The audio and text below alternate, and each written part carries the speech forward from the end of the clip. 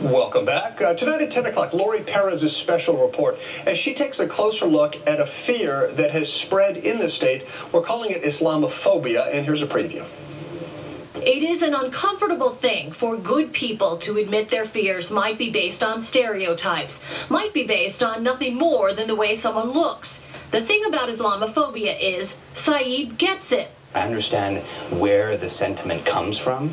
I understand that people are concerned and people have worries and people are seeing images of other people that want to do bad things to us, and they either all look a certain way or they all belong to a certain group. I mean, I understand that.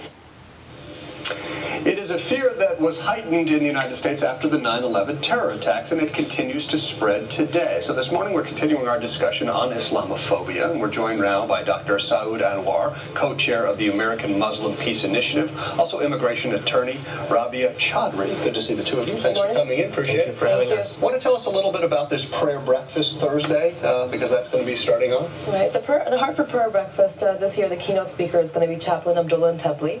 He's the Muslim chaplain for Duke University, and he was an important part of the Hartford interfaith community up until a few years ago, and he was associated with the Hartford Seminary. So the prayer breakfast on an annual basis brings together different faith communities to hear voices from different faith leaders, and just gives us a chance to break bread together. So who would go to something like this? Is it open to the public? Would everybody who's interested in? It is open. It's open to the public. It's free to the public.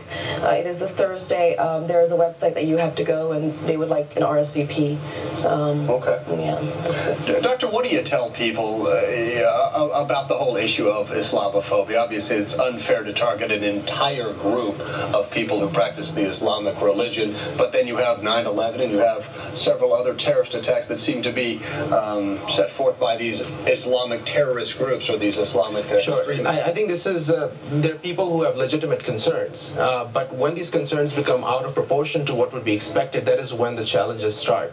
So again, this is a challenge that we as a community, all the society, not only the American Muslims, but everyone else in the society has to tackle together.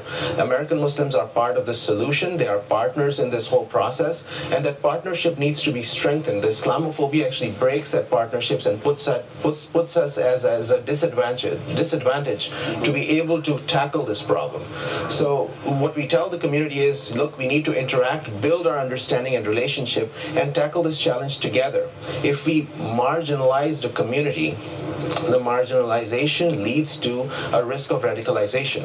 And what is happening is the Islamophobia, the negative things that are said on media or by people or by politicians, or no counter narrative that is provided, leads to the marginalization of a community, and that is not healthy for any society.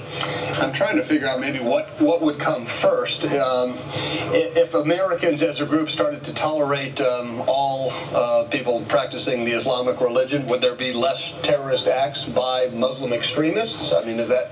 I believe so, and I'll tell you why. Because this war is a moral war.